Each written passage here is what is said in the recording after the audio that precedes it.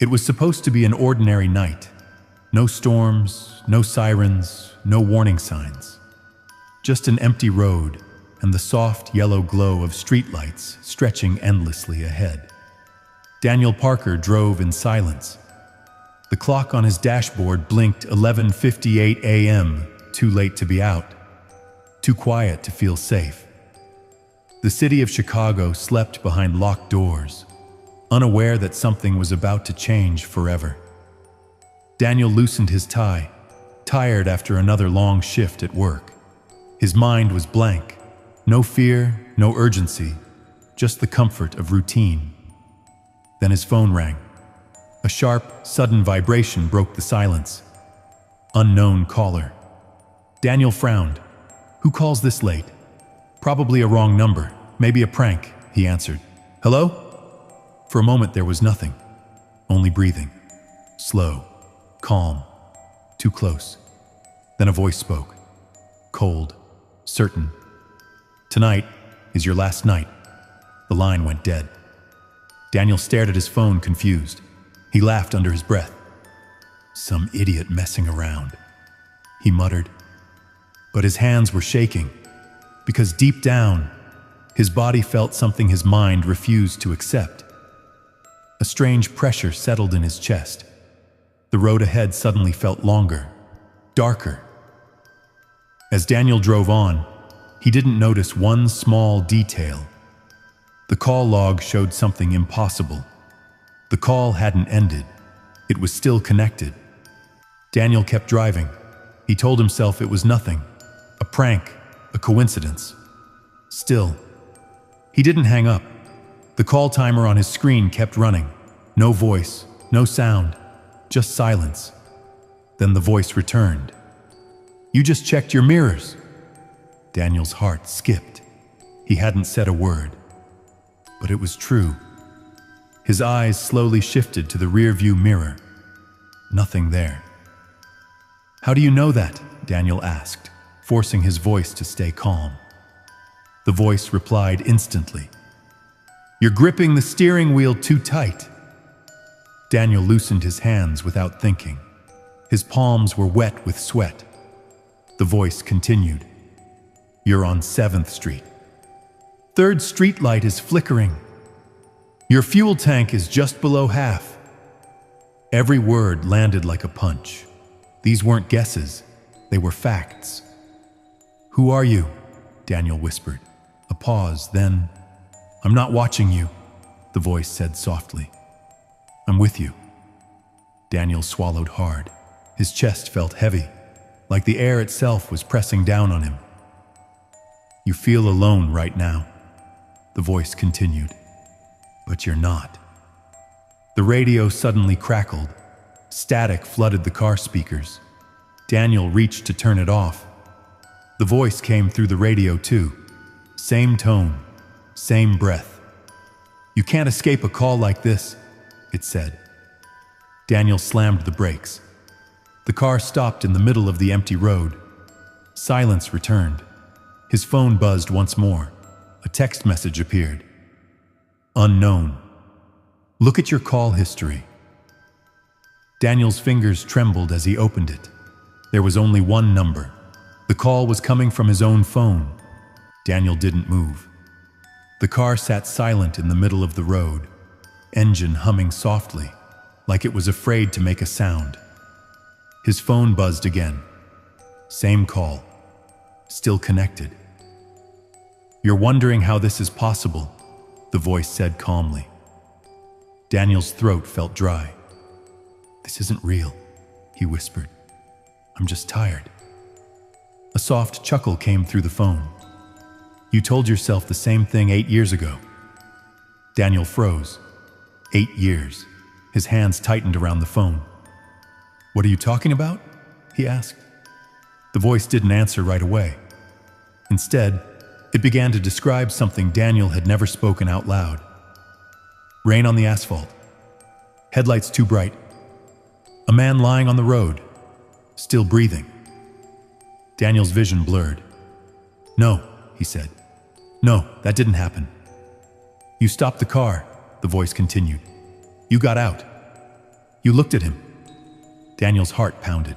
He remembered it now. 2016, a late night, an accident no one ever reported. I was scared, Daniel said, his voice breaking. I didn't hit him. You didn't help him, the voice interrupted. Silence. Daniel's breathing grew uneven. You heard him asking for help, the voice said quietly, and you walked away. Tears rolled down Daniel's face. I thought someone else would stop, he whispered. Another pause. No one did. The phone vibrated. A photo appeared on the screen, a grainy image, a man lying on a dark road, face blurred, but the jacket. Daniel recognized it. His legs went weak.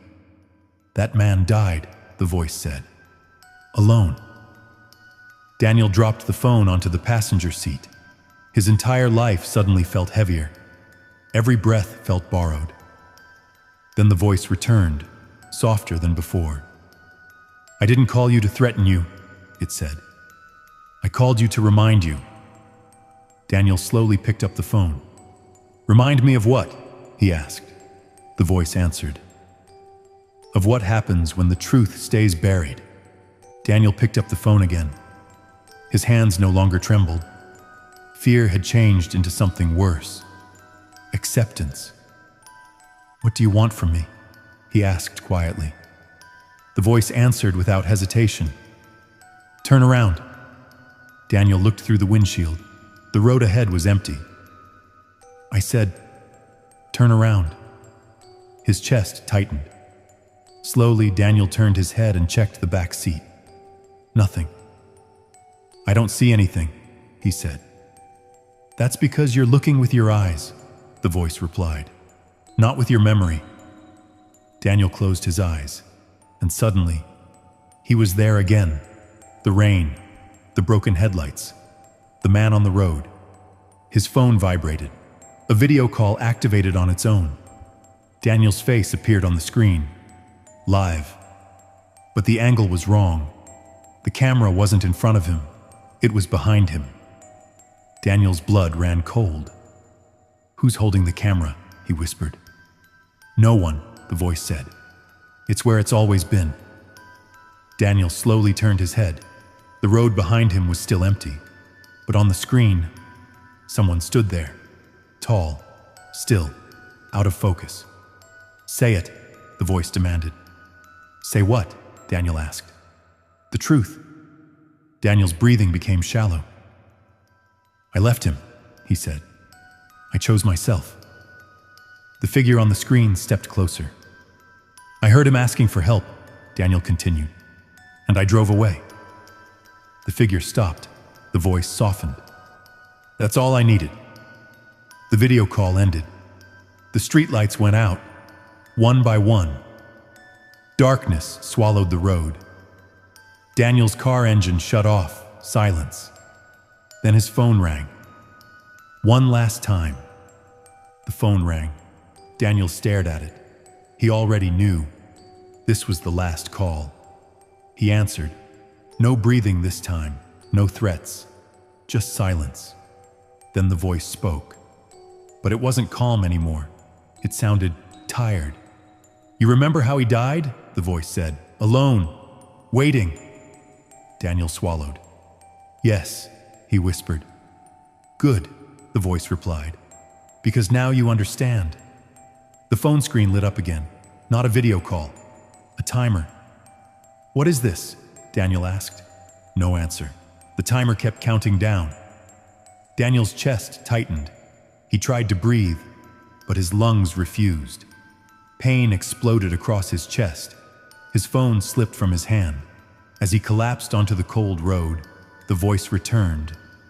One final time. You weren't punished, it said. You were reminded. Silence. Morning came. Police found Daniel Parker lying in the middle of 7th Street.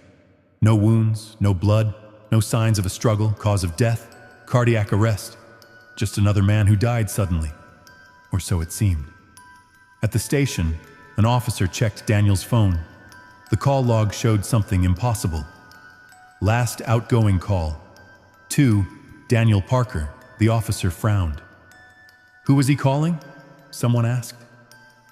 The officer answered quietly. Himself. Some nights don't bring justice. They bring memory. And memory is what kills you